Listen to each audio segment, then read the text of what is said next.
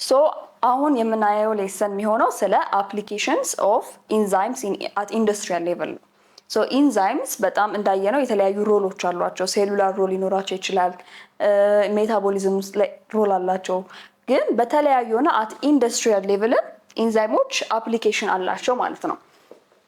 ሶ ሜጀር ኢንዱስትሪያልስ ከምንላቸው ውስጥ ፉድ ኢንዱስትሪ ውስጥ እንዴት ነው የሚያገለግሉት? ላርጅ የሆኑ ሞለኪውሎችን ምን ተባብለናል? ኢንዛይሞች ካታቦሊዝምን እና አናቦሊዝምን ካታላይዝ ያደርጋሉ። ካታቦሊዝም ኢትስ ብሬኪንግ ዳውን ላርጅ ሞለኪውልስ ቱ ሎወር ዋንስ።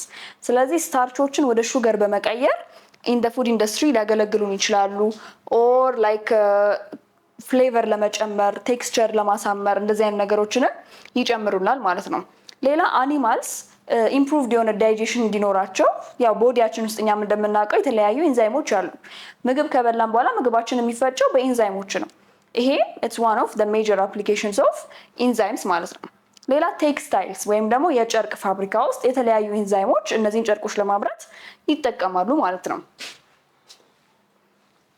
ሶ ሌላ አፕሊኬሽናቸው ፔፐር ኤንድ ፐልፕ ብሊቺንግ ነው፣ ማለትም ማንጻት ላይ እና ደግሞ አቮይዲንግ ፖሊታንት የሆኑ ኬሚካሎች እንዳይመረቱ በማድረግ ሌዘርስ ፎር ዲሄሪንግ፣ ማለትም አሁን ለምሳሌ ሌዘር እንለብሳለን። ያ ሌዘር የሚመጣው ከእንስሳት ቆዳ ነው። ቆዳቸው ላይ ግን ፀጉር እንዳለ ሁላችንም አስተውለናል። ያንን ቆዳ ለማንሳት ኢንዛይሞችን መጠቀም እንችላለን። ሶፍትኒንግ ሃይድስ ናቹራሊ፣ ማለትም ለማለስለስ ማለት ነው። ዲተርጀንትስ ሪሙቭ ፕሮቲን፣ ለምሳሌ ኢንዛይሞችን እንደ ፕሮቲን ሪሙቫል ልንጠቀምባቸው እንችላለን እና ፋት ስቴኖችን። ስለዚህ ዲያር አብዛኞቹ ለዴይሊ ላይፍ አፕሊኬሽኖቻችን የምንጠቀማቸው ናቸው። አሰ ፋርማሲቲካልስ ወይም ድረግስ ለተለያዩ ደግሞ ለክሊኒካል ኬዞቻችንም እንደ ድረግ ሆነው ልንጠቀምባቸው እንችላለን ማለት ነው። ሶ ኢንዱስትሪያል አፕሊኬሽን ኦፍ ኢንዛይምስ የሚለው ሌሰናችን እዚህ ላይ ያበቃል። ኢንዛይሞች ኦፍ ኮርስ በጣም ዲፍረንት ሮል አላቸው፣ ሜንሊ ደግሞ ባዮሎጂካሊ። ከዛም በተጨማሪ ግን ኢንዱስትሪያሊ በፉድ ፕሮዳክሽን ሊሆን ይችላል፣ ፔፐር ኤንድ ፐልፕ ብሊቺንግ የተለያዩ አሁን ያየናቸውን ያመርታሉ ማለት ነው። ሶ ስለ ኢንዛይምስ ኤንድ ዴር ኢንዱስትሪያል አፕሊኬሽን ያየነው ሌሰን ይሄን ይመስላል።